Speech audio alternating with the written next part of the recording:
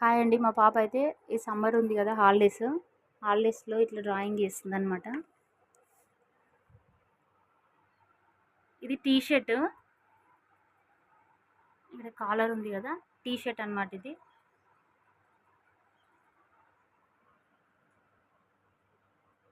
ఎంత బాగా అనిపిస్తుందో తెలుసా బిడ్డ, సూపర్ ఉంది. ఒకసారి చేది, ఇది ఎంత బాగా వచ్చింది.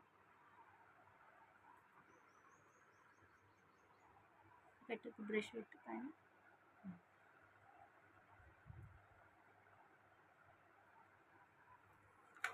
అసలు నేను ఏమి వేయలేను, పెయింటింగ్స్ అవి మాత్రం ఇప్పించిన అంతే.